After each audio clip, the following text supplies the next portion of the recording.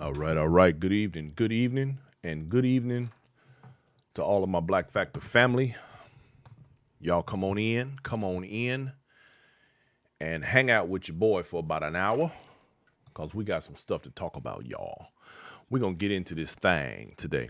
Um, First, let me say welcome to the Black Factor, where perspective is everything. And we got the news that you can use. So, we got a couple of things today, some good stuff. Before we get started, don't forget to hit your join, follow, subscribe, like button, share button, hit all of them things. Twitch, Twitter, Periscope, YouTube, Instagram, and of course, everywhere. You can find us everywhere. So anyway, don't forget to download your app, the Oh So Smooth Radio, for the Wednesday simulcast, because coming up on Wednesday, we're going to have a great show, of course. Now, before we get it cranked up, let's get the preliminaries out of the way. Y'all hang tight, and we're going to get this party started.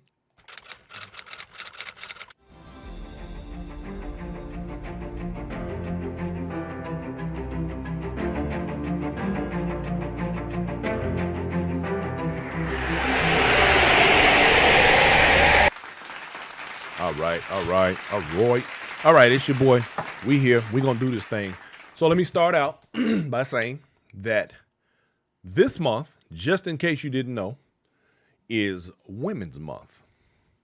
I find it interesting, and it's just something that popped into my head. Don't ask me why. But I find it interesting that we just came off of Black History Month, and it's backed by Women's Month. I think that here's why I think that's interesting, because I know that both parties, both groups, have struggled in America to receive equality and all of the other things that we all want for ourselves in regard to justice and so on. I just find that curious. It's something that just came up to me not long, within the hour, I guess. And so it's curious. It's curious at best. So, being Women's Month, within Women's Month, if you can believe that, there is a Women's Day, International Women's Day, and that is today, the 8th, International Women's Day. So every year, women celebrate womanhood, and they have a theme, and this year's theme is Choose to Challenge. So in other words, I'm going to challenge you. I'm going to see if what you're talking about holds weight. You know what I'm saying? So because it's Women's Month, y'all, we're going to discuss on this month, we're going to talk about all these bad sisters. We're going to talk about black girl magic. Now, some might say I'm being biased because I'll be talking about black women. But then let's remember, this is the Black Factor. And we're going to keep it all things black. Love me or leave me, baby. That's all I can tell you. Anyway, today is meant to celebrate, this month is meant to celebrate all things women. And I, in fact, intend to have another women's panel on the show sometime over the next week or two, so that we can kind of usher that whole thing in and let you ladies have the floor. And I don't want to always be the one running my mouth. Y'all know me. I'll keep going if you let me.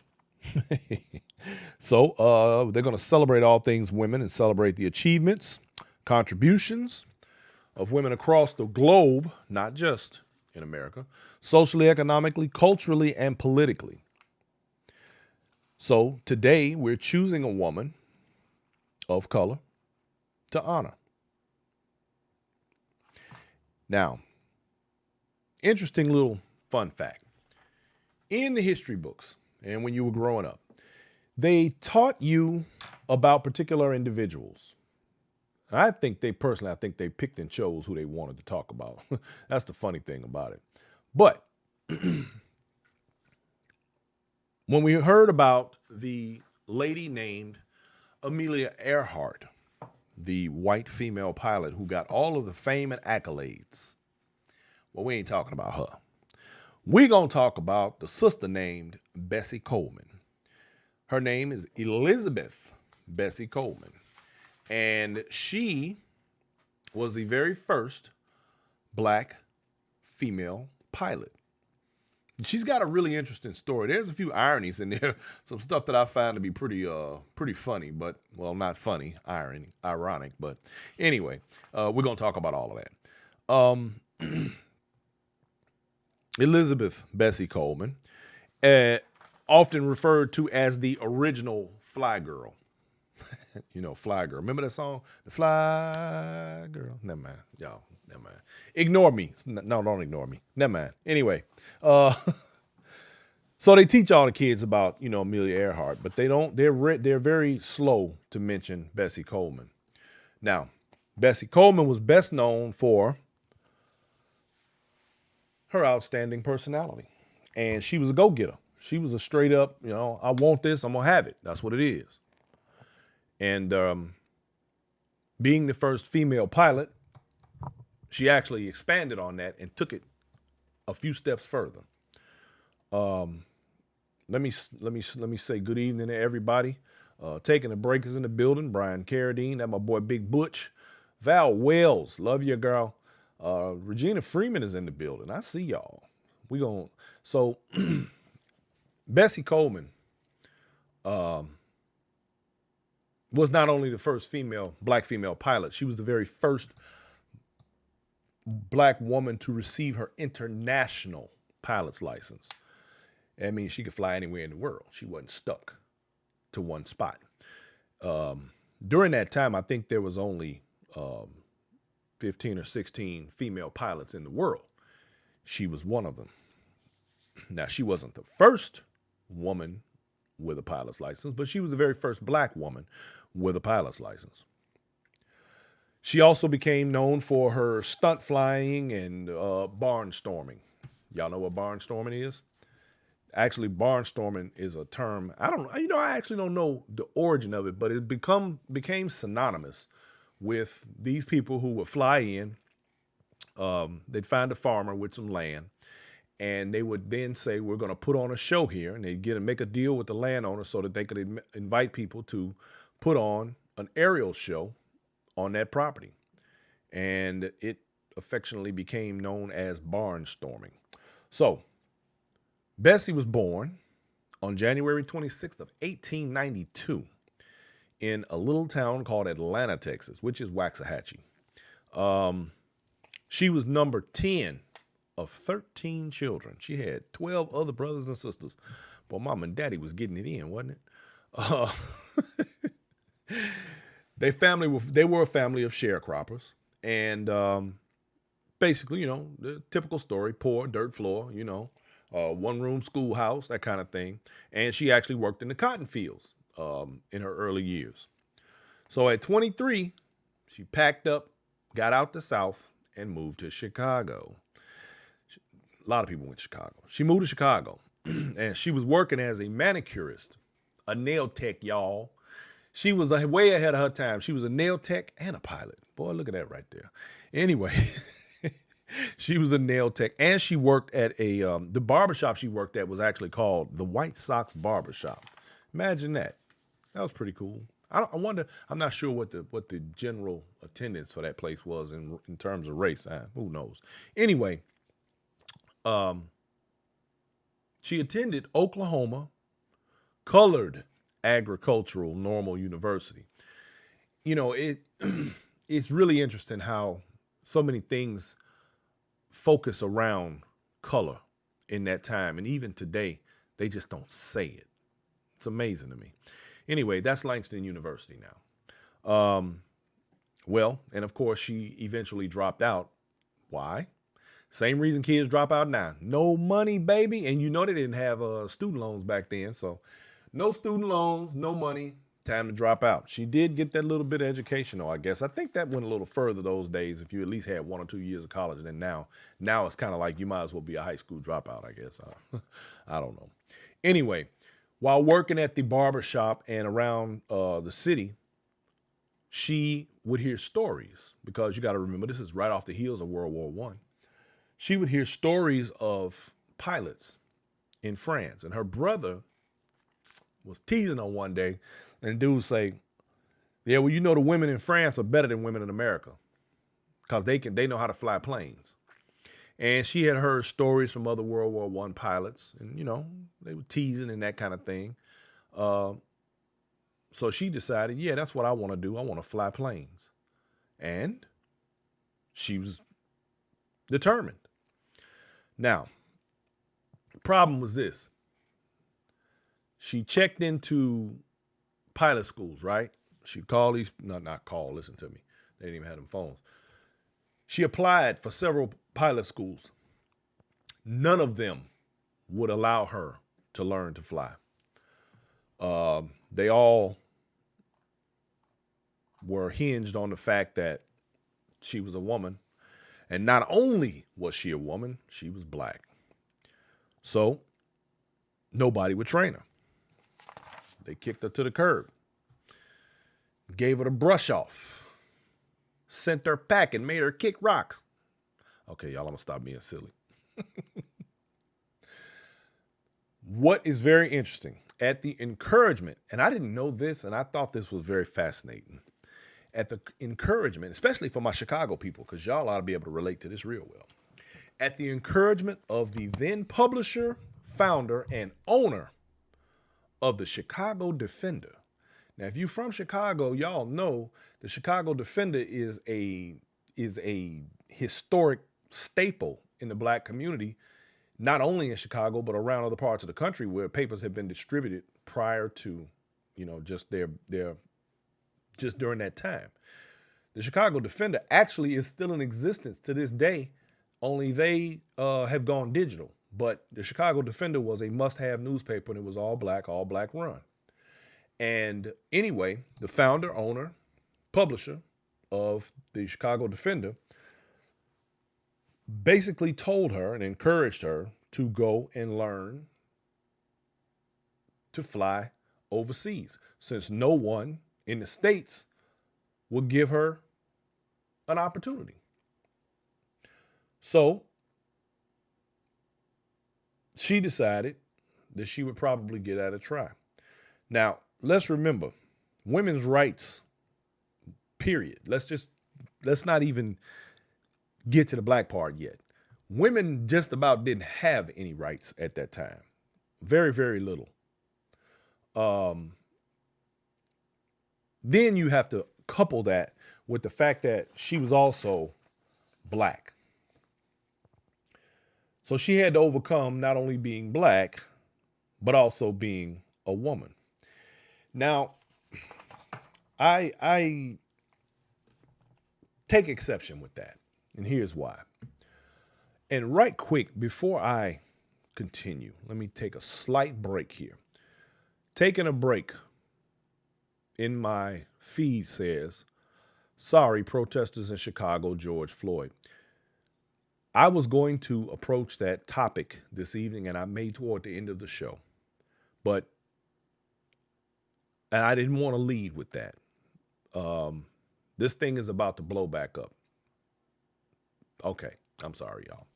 Anyway, overcome. When we talk about a woman having to overcome being a female in order to do what she wants to do, or we talk about a black person having to overcome their skin color because they want to do what they want to do, I take exception with that, because why does anyone, then or now, have to overcome their natural existence? That's not something you overcome. That's something that you embrace. But this is the mindset of so many in society, something we have to be very, very careful about. But it shows you just how screwed up the world really is. It tells you in so many words that the way you were born ain't good enough.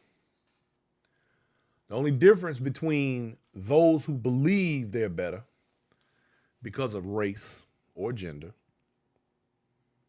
the only difference is the confidence of knowing or accepting who you are. And that is not something that we can afford to overlook. We must accept and know who we are in that same vein. And then the things that I said in terms of supposedly having to overcome something goes away. We don't have to overcome anything. This is the reason It's necessary for weak people to try and psych out the strong people so they don't have to make that fight. They're afraid to make that fight. They must feel inferior. If you got to go through all of that to bring other people down, to keep them from getting where you are, you must not be doing a very good job yourself. There's a fear of loss. Anyway, who gets to decide who's good enough and who isn't? That's what I want to know. And the thing is, as individuals, we got to stop believing what it is that they say that makes us think that maybe we're not. That's crazy. But sometimes things have to be put into perspective. That's what we do at the Black Factor. Well, Bessie Coleman, Queen Bess, brave Bessie, didn't believe them either. She wasn't going. She knew that she wanted to fly. So she set herself up to do what? Fly. Boom. Very few women at that time had pilot's license. I think at that time, there were 17 when she came into it. There were 16 or 17 women pilots, period, in the United States anyway, because apparently the women in France have been flying for a while already. Well, as far as that goes. The only ones here who had pilot's license were white and wealthy, of course. Ain't no poor white folks who weren't flying no planes. So, with the savings that she accumulated from doing nails, manicuring, and she was a manager of a place called the Chili Parlor, a restaurant. So with the money that she'd saved up with those two, which didn't amount to enough money, the owner of the Chicago Defender, Robert Abbott, and another guy who was a banker in Chicago named Jesse Binga. Now, these are two interesting individuals in their own right, but this is Women's Day and Women's Month, so we're going to focus on the ladies. That's why I didn't want to leave with that George Floyd story. I didn't want to open up with that. I wanted to get down to the sisters. Okay. Anyway, she didn't have enough loot, so they backed her. They sponsored her. They put that money out there. And she then took off. Well, before she went there, here's the really crazy part. She went to a language class. French. She learned French. The Berlitz Language Schools of Chicago. Before she moved to France. So in other words, she knew she was going to go. So she started taking classes to learn French. Learned French, got on a boat and got on down. Went across the water to follow her dreams. Now, while she was there, the Chicago Defender, of course, her supporters, they published everything that was going on with her in the newspaper. So she had a bit of a celebrity by the time she got back already. They pumped her up. They put all her, talked about her learning and everything. Now, this was in November 1920 when she went to Paris. Within 7 months, she had completed all her courses. And on June 15th of 1921, the Federation Aeronautique International awarded her an international pilot's license. So in June of 1921, she could get down like she wanted to. Now, right then, she came straight back to the States. So when she got back, her benefactors looked out for her, and they wanted to do a show. Or they put, one of those, I think they call it a daredevil show, barnstorming, but like they used to call them flying circuses, that kind of thing. Anyway, September 3rd, 1922, she began her career in Garden City, Long Island, at a place called Curtis Field. An air show was going to be held. Now, check this out. Honoring the veterans of the all-black 369th Infantry Regiment, also known as who? If you watch my show, you know who they are. We did a whole show about these guys. Anybody? The Harlem Hellfighters, okay? They also rose to prominence as the Harlem Hellfighters because of France. So now we got Bessie Coleman, who got her pilot's license in France. We got the the all black 369th Regiment Hellfighters, Harlem Hellfighters. Now that's just two. There's more. I'm gonna get down to it. I ain't gonna give it away yet. It's a spoiler. But right now you got two different individual black folks who was able to live their best life because of France. Ain't that amazing? Anyway, I'm gonna give you the third one. The very first black fighter pilot was also because of France. He was an American flying for France. Ain't that something? Because they wouldn't let black people fly planes over here. So she went and got her pilot's license. The 369th Harlem Hellfighters got their opportunity to prove that they were good soldiers. And the first black fighter pilot in the military, or what should I say, military fighter pilot, his name was Eugene Jacques something. I can't remember his last name, and I apologize. But all you gotta do is look up first black fighter pilot. It'll pop right up. I promise you. Anyway, this whole show was sponsored by Robert Abbott. And it was an air show billed as the world's greatest woman flyer. Hell, it ain't like it was a lot of them. But anyway, it sounded good. So the Chicago Defender, of course, publicized the event, saying the wonderful little woman, Bessie Coleman, would do heart-thrilling stunts. Now, according to a reporter from Kansas, there were at least 3,000 people there, including local dignitaries. So she was drawing the crowd. She was a box office hit. When she got back from, right when she got back from France, by the way, there was a play that was an all-black play. It's called Shuffle Along. And they invited her there, as a complimentary, come through and hang out with us. So she did that. But when she went in, the entire audience, including several white folks in the orchestra stand and all of the black people, all rose to give her a standing ovation. That's how much she had been pubbed up before she got back. Everybody was impressed with her accomplishments. I mean, that is pretty big. You got to think about it. When you think about the complaints that you hear from black folks about what they went through, our grandparents, and the things that we know about in the history of our families, and we think about everything that they went through and the struggles that they had, and you realize that you have a young lady here who let absolutely nothing stop her. Don't never say die. She went, learned what she needed to know, went all the way to France. Like, that's where I got to go get it. I'm going to get it. She went and got it. It's the successful people that are always the ones that are willing to do what others won't. And she got hers. So she got a standing ovation from white and black folks for that move.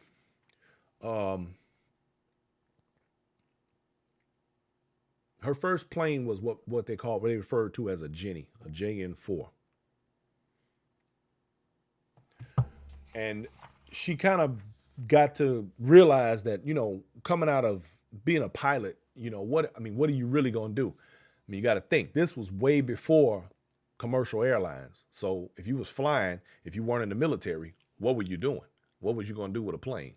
So, but she wanted to fly. So she figured out that she needed to begin barnstorming, back to that word again, which was basically a show of thrills and spills and whatever else. So she gave that, the guy, he set her up for this event, and they would say about 3,000 people there.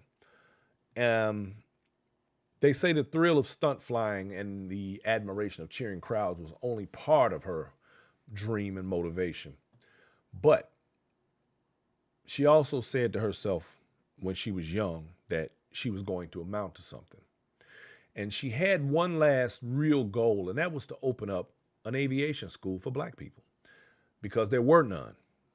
Of course, they wouldn't train her, not only because she was a woman, but because she was black.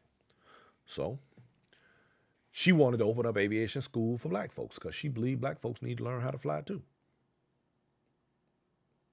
That's a matter of opinion, but anyway, She did her first show.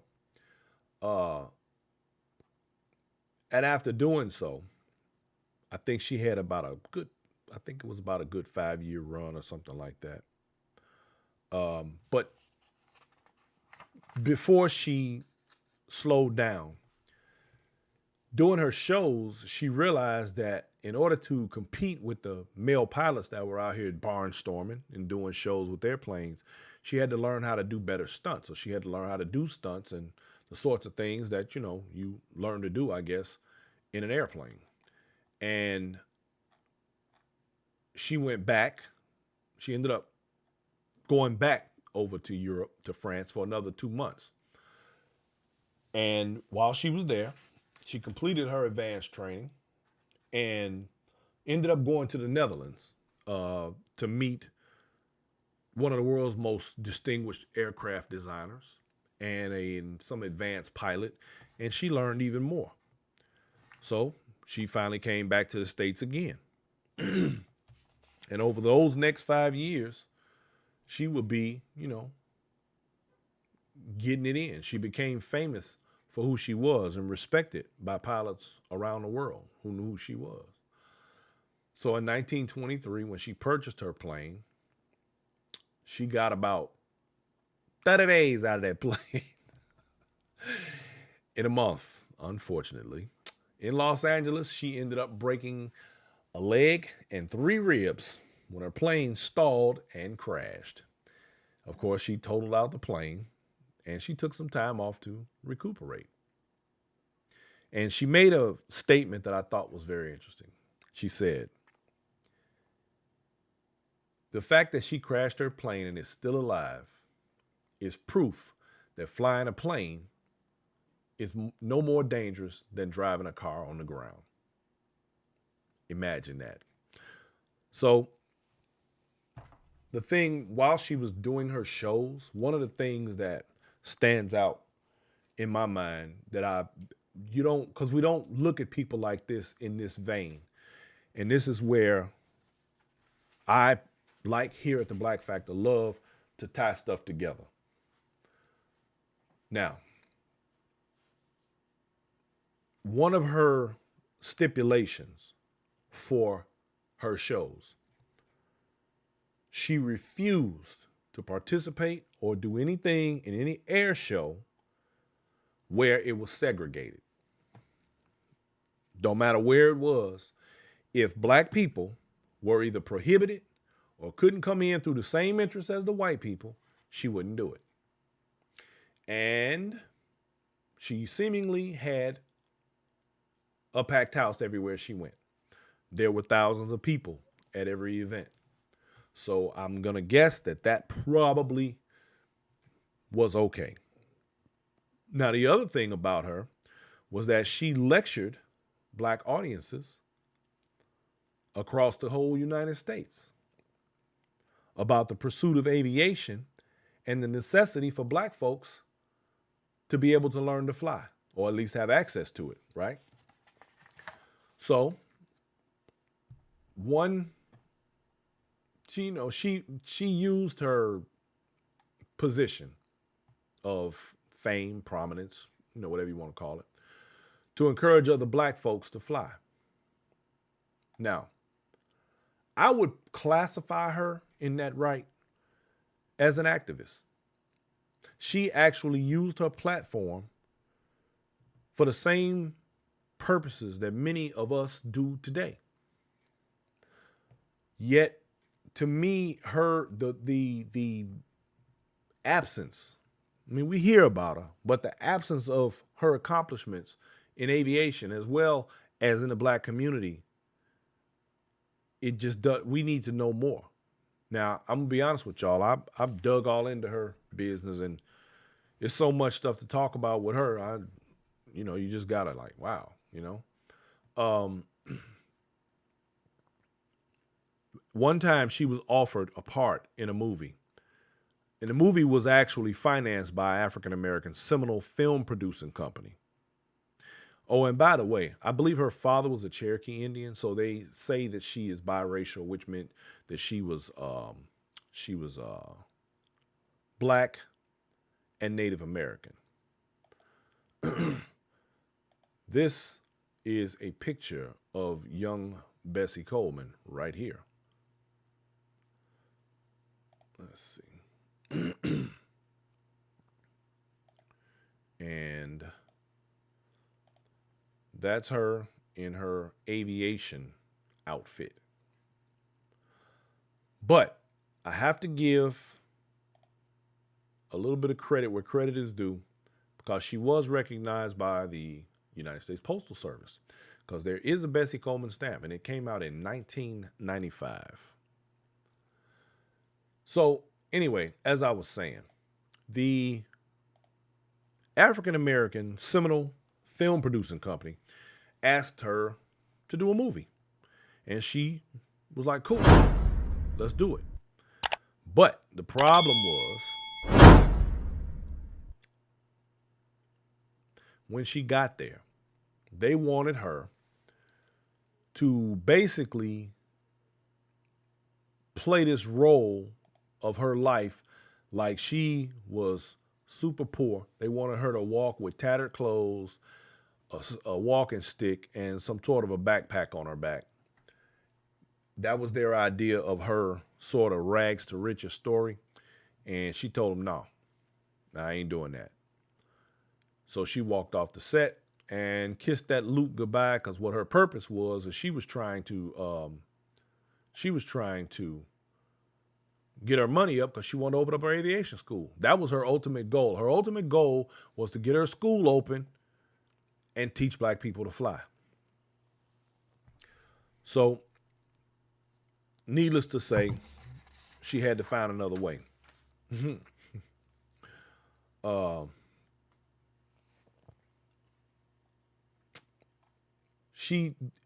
After she had the accident, she came and decided, she was going to do her thing again. You weren't going to get rid of her. She wasn't giving up. So she convalesced for a little hot minute. And once she got herself back together,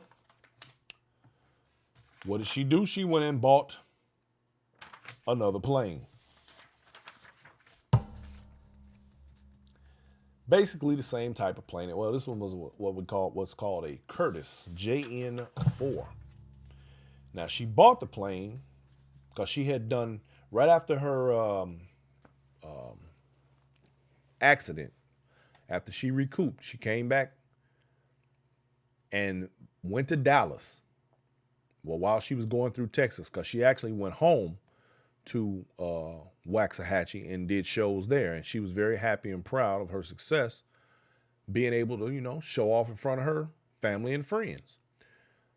While she was in Texas, she went to an Army surplus, which they had, planes and stuff like that, I believe it was. And she went and she bought herself a plane.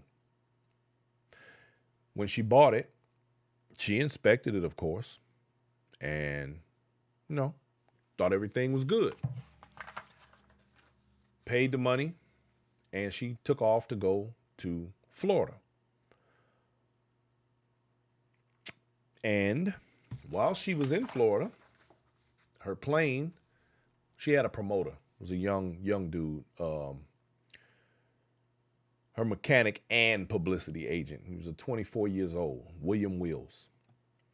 Now, after she bought this plane,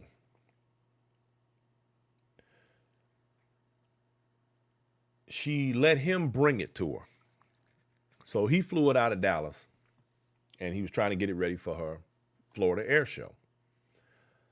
Now, he flew the plane and apparently had to make 3 forced landings because the plane was so poorly maintained. Now, I don't know if he knew which plane she bought or what, but, and I know back then they didn't have those kind of regulations like they do now with airframe. You got so many hours and that kind of thing before you got to take them out of service and have them done and all that. So a question that came up was the plane that he was bringing her actually the plane that she really purchased? Like, a good plane she gave good money for, not a piece of junk. It has been said that the plane she received was not the one she paid for. Well, her family and friends in Florida knew the bit, and they was uneasy about it, and they told her, "No, we don't think this plane is safe, and you shouldn't fly it." And Bessie Coleman, being who she is, don't take no for no answer. She said, "No, I'm gonna fly it anyway." So the crazy thing is, and this is one of the things that I think I find the most disturbing about this story. So her and her promoter, her mechanic, they jump in the plane. He's flying the plane. They take off. Now, he's flying the plane because she is supposed to be doing a parachute jump. She did parachute jumping too, y'all. So while he flew, about 10 minutes, they were up there about 10 minutes from what I understand.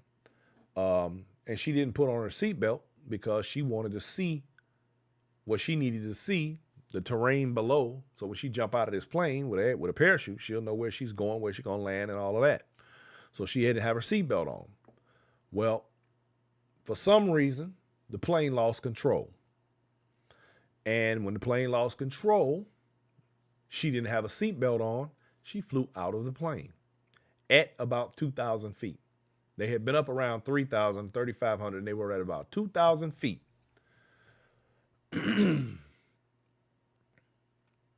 So she fell out of the plane. Do I need to explain what happened next? Yeah. Well, they say she was killed instantly when she hit the ground. Now, William Wills, he was unable, that was her promoter, not able to regain control of the plane, and it basically slammed to the ground, which he died upon impact, of course. The plane exploded and burst into flames. What I find ironic about this, and a bit disturbing, is that she wasn't even flying the damn plane. Here she is, obviously one hell of a pilot, to lose her life behind another guy flying her plane. Although it supposedly is not his fault. Now, this drags me, and I know y'all gonna probably think I'm crazy because I'm not a conspiracy theorist. However, in this case, let me tell you, when the wreckage, although it was badly burned, when they went through it, it was later discovered that a wrench supposedly used to service the engine had jammed the controls. Now remember, the plane had to be stopped 3 times on the way to Florida from Dallas. So obviously somebody had been working on it at some point in time in between there. Now, was it a mechanic? Was it her promoter? Or was, and here's the dun-dun-dun, was the wrench an excuse that they would use in the media, especially in the white media during that time, to try and not make it seem as though that pilot was a faulty pilot himself? It's in the same vein of black soldiers doing things that are of honor and things of that nature and never being decorated for them because they don't ever want it to seem like black folks are on the same playing field or level with white folks, because despite every piece of news headlines that they put out about Bessie Coleman, you already know that there were people saying things just the opposite. Would a news agency put out a story about a black woman dying and him dying because of his fault? So they had to make it look like an accident. Or, dun, dun, dun. Why did I do that? I got that over here. Hold on.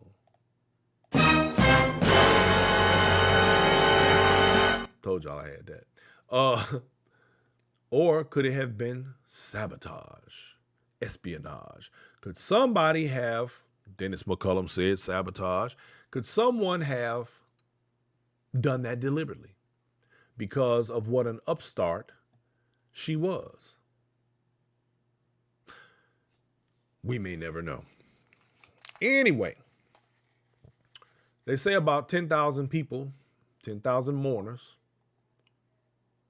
paid their last respects to the first African-American woman aviator while they filed past her coffin in Chicago, Illinois, on the south side, by the way. They say her funeral was attended by several prominent black folks, and it was presided over by none other than one of my favorites, Ida B. Wells. Cast of characters. Y'all remember we talked about Ida B. Wells? Ida B. was a beast, man, who was also an outspoken advocate for civil rights. Now,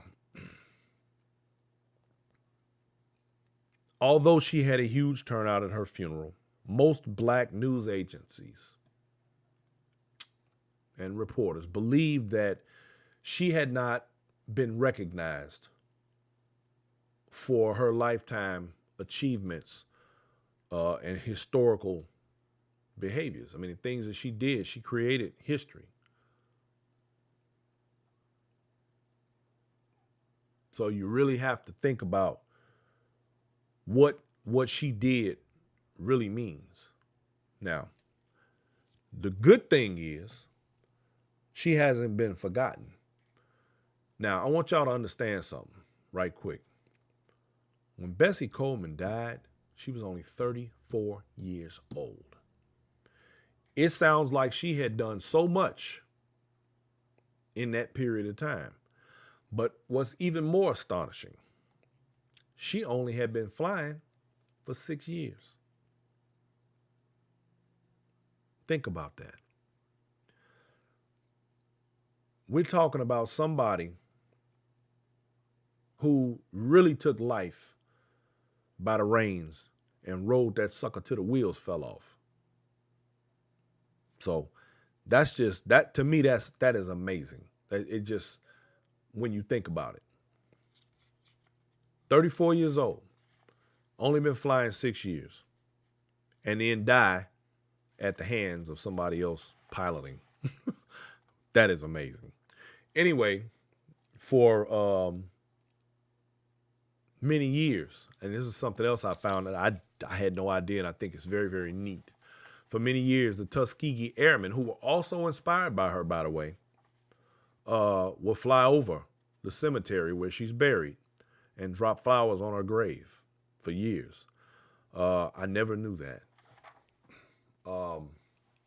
There's a Chicago chapter of original Tuskegee Airmen, the OTA, and the Tuskegee Airmen Incorporated, TIA, and they're part of the annual flyover of Bessie Coleman's burial site still to this day. They still flying over.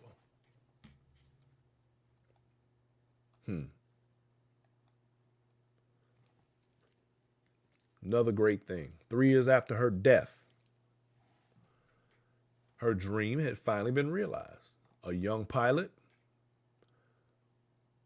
took it upon himself to establish a pilot school, and he named it Bessie Coleman Aero Club. Wow. See? She got what she wanted. It just she wasn't there to see it, unfortunately.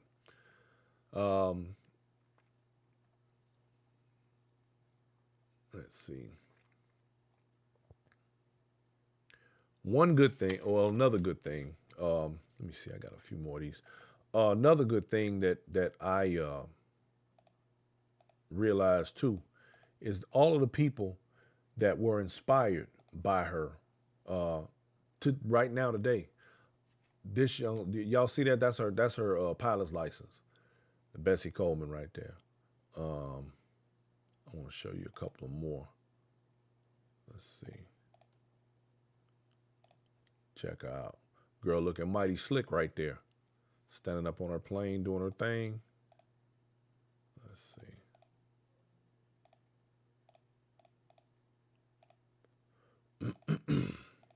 Whoa. Yeah, so the thing is this, y'all. She has basically inspired another generation just out of the 6 years that she took and learned in her life how to fly. That to me is amazing. But it just shows you that if you really want something, I can't even imagine the obstacles that she faced. You know, when you think about it, all of the no's, and I say that like, telling her no, all of the you're black and so on, and she still got it done. I think that is incredible. But now, despite all of that, she's, of course, credited with inspiring generations of black male and female aviators, and like I said earlier, including the Tuskegee Airmen and Dr. Mae Jemison. Y'all know who that is, right? Well, she's the black lady that was on the space shuttle. And she took a picture of Bessie Coleman with her on the shuttle as the first African American woman in space. That was in 1992. I think that is amazing. I had heard that before, but I think that's really amazing. And Mae Jemison, y'all, just so you know, she is something else. She's an engineer, a doctor, and a NASA astronaut. I think that's pretty amazing. She was the first black woman to travel into space. Let's see. And what's even more amazing, she's a medical doctor. When you really put that into perspective, and you think about where we are in this time in history,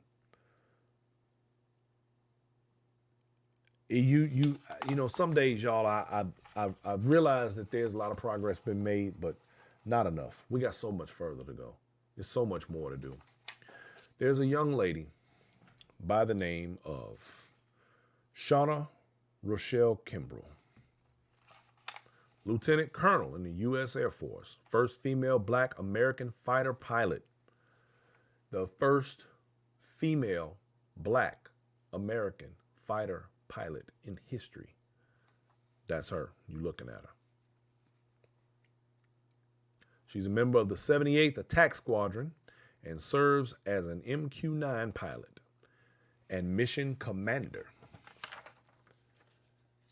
Y'all can thank Bessie Coleman for that right there. For things like that right there. Okay. So I wanted to get that out of the way. I am highly impressed. Highly impressed. Oh, Bessie Coleman. So we're gonna get some more ladies in over the next couple of weeks. Now, let me dip into this George Floyd thing right quick before we close it out for the night. Cause y'all, I got me a new refrigerator. I'm going to get some snacks out of there. I know y'all laughing at me. Let me tell you, y'all, in case y'all didn't know, let me just tell you. 2 weeks ago, when I was doing my show from the car, because we didn't have no power because of the cold, when the power came back on, my refrigerator died. So we got rid of all the stuff that was in there. And I hadn't had a refrigerator. Because what would happen was the freezer side would act like a refrigerator, and the refrigerator side wasn't acting like, it was acting like a cabinet. So we ended up having to use the freezer side as a refrigerator. Well, I got my new refrigerator now. And let me tell you, you don't miss your water till your well runs dry. Boy, when you ain't got something, you don't realize how bad it is. But it wasn't terrible. Cause we eat out a lot. Shit. The kids, they don't live here no more. Anyway, let's get back to this. George Floyd, y'all. Today was the beginning of a jury selection. For those of you who are not aware, you can probably keep up with that on Court TV. I believe that's a free station. Anyway, jury selection was supposed to start today, which they kind of did some jury stuff, but most of what they did today had to do with motions, and they had a lot of them, trying to get things admitted and dismissed, and the prosecution is trying to get the third-degree murder charge reinstated. Woo. And in case y'all didn't know, that third-degree charge actually, when they had it on there at first, he was prepared to cop a plea to that, which would have got him out of jail pretty quick, by the way. But they're trying to see about reinstating it right now. An interesting thing happened, though, while they were discussing these motions. The defense lawyers wanted some what they believe is evidence admitted into the case, which was apparently George Floyd had an incident with the police before that had him in custody or being taken into custody, and he had methamphetamines, I guess, in his possession. And they say he tried to chew some, and they had some in his system or something like that. And they found some in his car. Now, this was a prior case. This don't even have nothing to do with this case. But this is what they're saying. They wanted to admit it as a pattern. I guess they were trying to say that there may have been some way that the drugs might have contributed to his death. The judge, he ain't going. He didn't sound like he was having it. So he ain't really feeling that. And so I think they're going to end up not getting that, because he told him you gotta find a way to make it work if you intend to use that as evidence. So they ain't gonna get that. They're not gonna get it. Anyway, they said not only had he chewed it, but it had his DNA on it. That was from the previous case.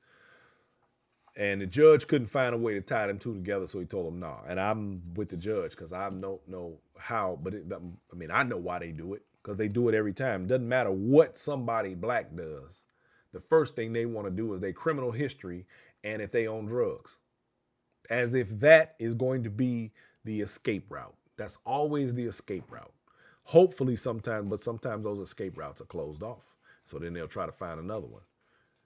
It's amazing how historically accurate certain behaviors are, and you always know what the next move is going to be. It's a damn shame is what it is. Well, we can see, we see where the defense is trying to go with this. I mean, that's the whole thing. Their whole thing is, can we prove that he was already sick, or he already had problems, or he was already on drugs, and so that's why we don't need to prosecute these police officers who are murderers. Yeah, no, I don't think so. Apparently it was meth too. Now, I know you can't tell what people do by race, because we know that everybody does some of everything. But meth, come on, y'all. We know who do meth. Anyway, this is yet another typical attempt at diverting from the actual merits of the case to try and muddy the water, smoke the screen, whatever else you can think of, because that's all it's going to amount to. I personally believe they're going to be prosecuted and prosecuted properly. Doesn't matter what they say about anything in his system that does not take Derek Chauvin off of George Floyd's neck for 8 whole minutes. 8 minutes and 46 seconds to be exact. That doesn't negate any of that. But here is my ultimate question in this situation. What if, let's just say on the outside chance, they find Derek Chauvin not guilty? They're going to have a long, drawn out, probably a damn near 2-week, 3-week long trial. Now, I'm not even sitting here saying guilt or innocence, although I have my opinion. Y'all probably know what it is. What I'm saying is, what if Derek Chauvin is acquitted for the murder of George Floyd? How do y'all think that's going to look? Anybody? Anybody? They're already protesting outside the court and around the country right now. There's protests going on right now. Do y'all have any idea of how crazy it's going to get if they find him not guilty? Should it automatically be that way? No. Because we shouldn't have to do this. We shouldn't have to keep asking people to view us in an equal light. The problem is we've been asking for too long. Y'all know what I'm talking about. Anyway, ladies and gentlemen, I want to thank each and every one of y'all for coming and hanging out with me. We always manage to have a little bit of fun, chop it up some. Don't forget, subscribe, like, share, and anything else you can do. If they got a little button on it, hit it for me. Hit it for me, y'all. I need all the support I can get. So y'all join my YouTube channel too, by the way. Don't forget, y'all, get your copy of The Black Factor at bmforbes.com. If you just ain't got nothing else to do one day and you're just sitting there chilling and you're like, you know what? I really would like to read a really good book. Let me order that book. Let me get that book because that book looks like it's good. That's how y'all supposed to do that. And then you'll be supporting me and this show and gaining a wealth of knowledge in the process, because I like to plant them seeds that make you go down the rabbit hole. I'm not going to give you everything. Some of y'all are lazy. I ain't going to give you everything. You got to earn some of it. I mean, you're going to have to pull up your Google. You're going to have to get on your YouTube, your boob tube, and go down a rabbit hole with me. Find some stuff that you just didn't know. Because it's out there. I'll point you to it if I can. But you got to do the homework. Ladies and gentlemen, my name is Brian Forbes. This has been The Black Factor. I appreciate each and every one of you. I want you all to have a fantastic Monday. Monday Fun Day. Don't forget, it is Women's Month. Today is actually Women's Day. So tell a woman you like them, love them, or something. Hug them. Thank them. Without y'all, we wouldn't be here. Damn it. Damn it. Without y'all, we wouldn't be here. We got to have you. So, ladies and gentlemen, it's my time. Love, peace, and chicken grease.